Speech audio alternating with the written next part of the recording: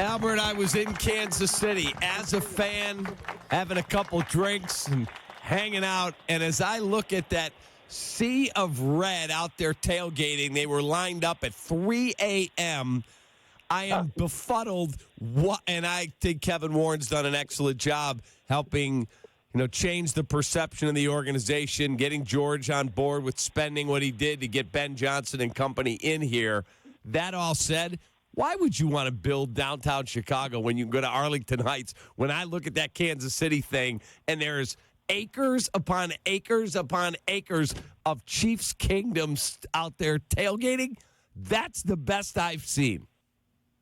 Yeah, it's a good environment they have out there, and I honestly, I think there's something really that doesn't exist as much in some of the new stadiums because of where they are or some of the constraints that you have in building them where, you got to put in 1 million luxury suites and everything becomes so spread out. I was in the field at the end of the game, and it was, loud. Like, it was, when you're in some of these newer stadiums, you just don't get that quite as much, So it's hard to recreate what they have there.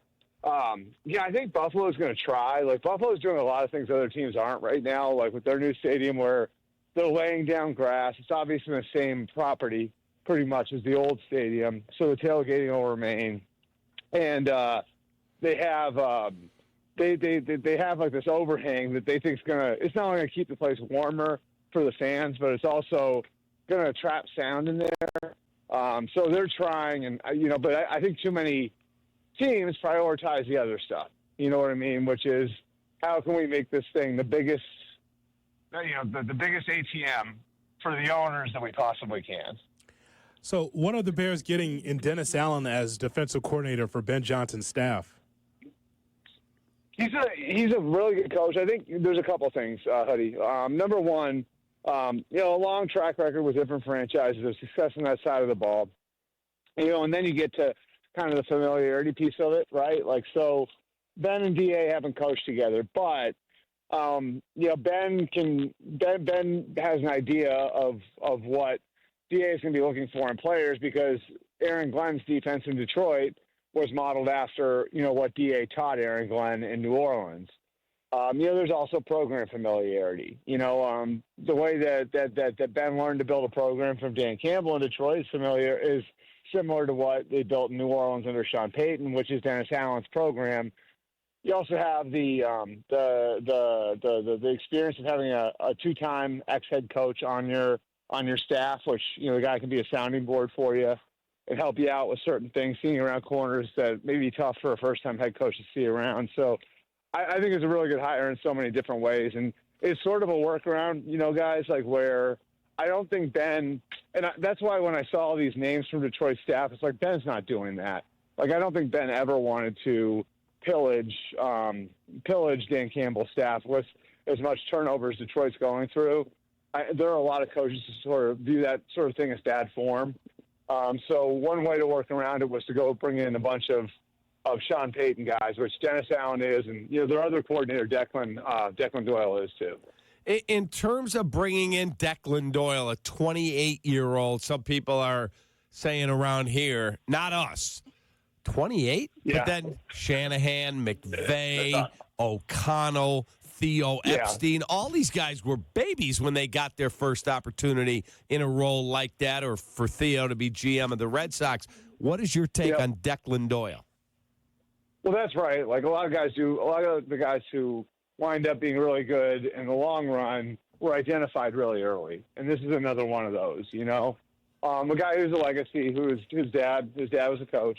So you have that piece of it too, the same way you did with McVay and Shanahan. But look, like, this is sort of the way it works now. Like where when you identify somebody who's really good, somebody who's going to fit what you want, somebody who's going to grind, all that different stuff. Then you start to move them up. And when it's someone like Sean Payton identifying that guy, he's going to get pushed up, And so I think coming from having worked with Sean Payton in New Orleans and in Denver, having that sort of stamp of approval is a very, very big deal. And then it was Sean Payton himself that was pushing. Pushing Declan Doyle up the ladder. I think it's a significant piece to hire. How much did the Brian Schottenheimer to the Cowboys hire surprise you in that Friday news dump?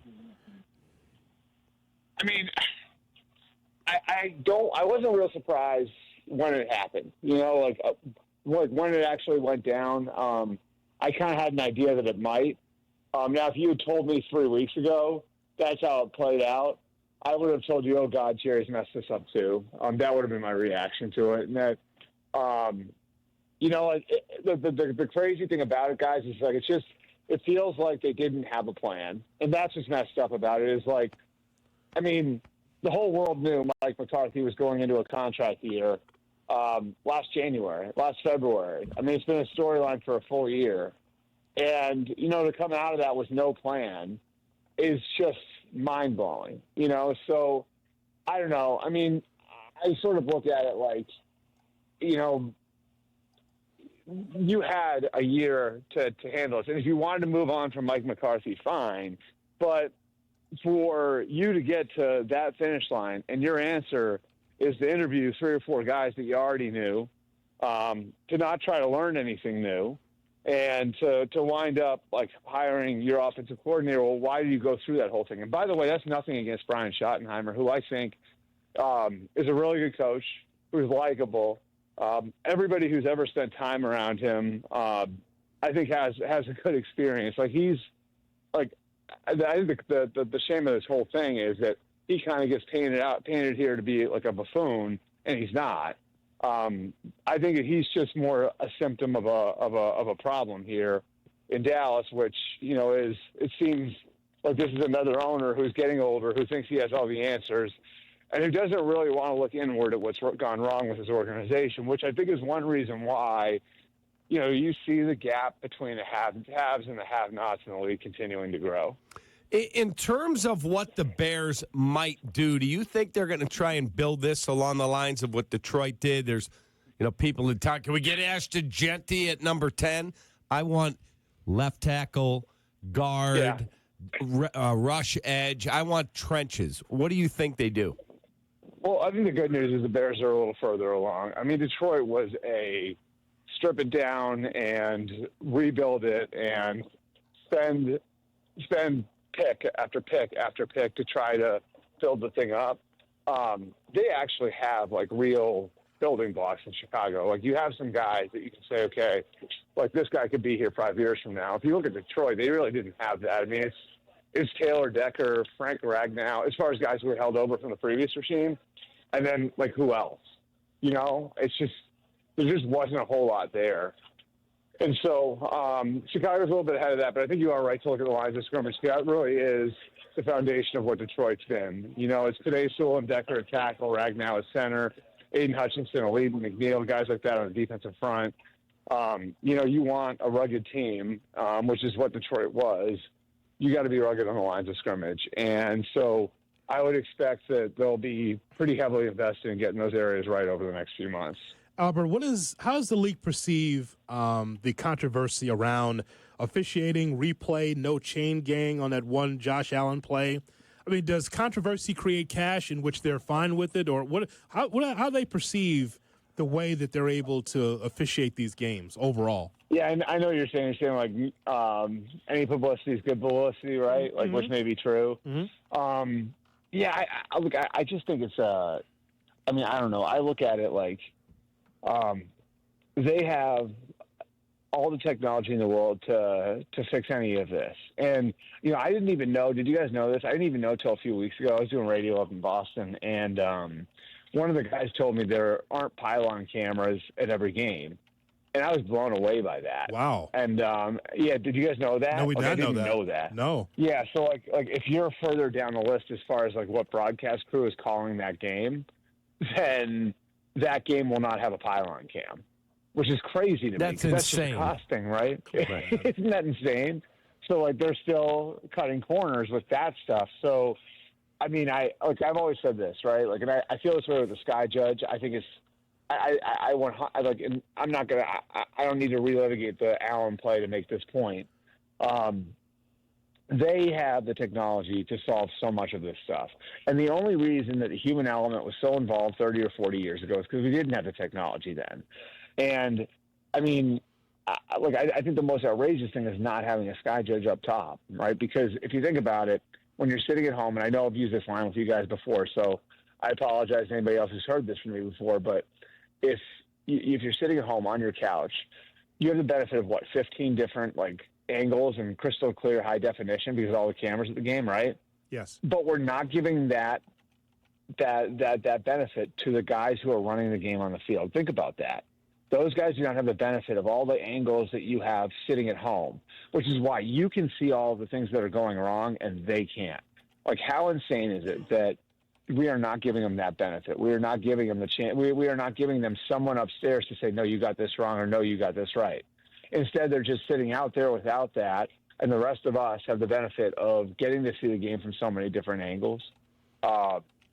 And arguing about what sort of buffoons they are out there. It's just, to me, that's just another example of there's easy fixes for all this stuff. And, I'm always blown away that they can't take advantage of those. Hey, I wanted to ask you about Russell Wilson or Justin Fields. I know Mr. Rooney spoke yesterday, said my preference would be to sign one of them, but we'll figure it out.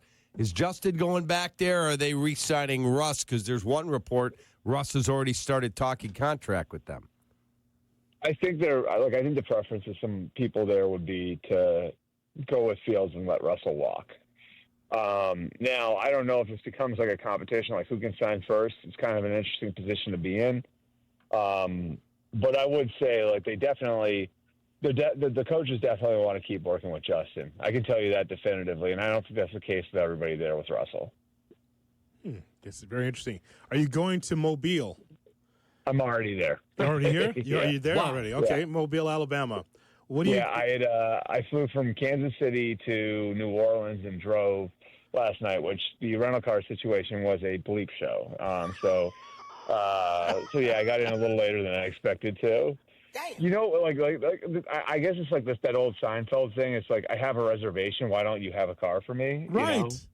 Right. Okay. I mean, it always kills me. It's no, the whole point of me making the reservation was so I'd have a car here when I got here.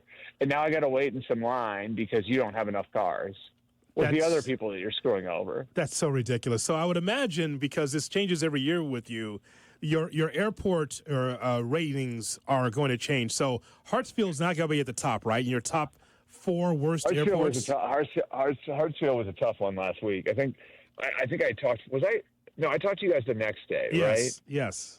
Okay, yeah. So, Hartsfield, the one thing I do like about Hartsfield is there's a lot of food options and stuff. If you have a layover at Hartsfield, that's not a bad place to have a layover. You know what I mean? Mm-hmm. Because there's just a lot there.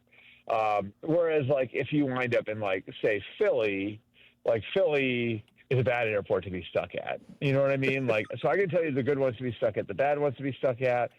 Obviously, you can't really rate your home airport because I don't feel like you get the full experience of your home airport because you don't do the rental car thing and all that. Right. You're generally not going to have a layover at your home airport, But you hate O'Hare. We know that's in your top 4. Yeah, O'Hare's I don't know. O'Hare's not as bad as Philly. I mean, Philly. Seriously, Philly is a third world country. Yeah, it's horrible. Philly's terrible. The New York area airports have been bad, but they've actually gotten better. I would say, LaGuardia used to be horrible. Yeah, but the renovation helped. There's a new Delta terminal there that's incredible, and I would say Newark has a new terminal as well. It's really nice. That used to be just god awful, and now I think Newark's gotten a little bit better with their new terminal. So, yeah, isn't it high time O'Hare got some renovations going?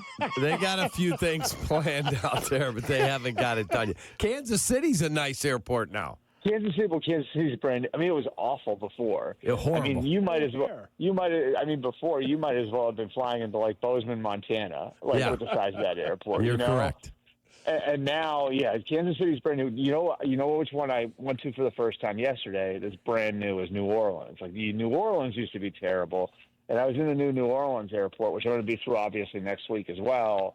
And the New Orleans airport is actually really nice now, brand new. There's a Cafe du Monde when you get off your plane. It's really nice. Oh, wow. New Orleans airport now. Yeah. Yeah. Albert, have a wonderful rest of your day. We'll see what the beloved Bears do. But of all the coaching hiring so far, it looks like the Bears were the most competent, and the way they handled it and the way it's being received, the best. Yeah, no, I think they did a good job. And, I mean, look, like credit where it's due. Like Devin Warren and Ryan Poles, there were a lot of concerns from candidates about where that was going to go, and they did a really nice job bringing the whole thing together. Have a great day, man.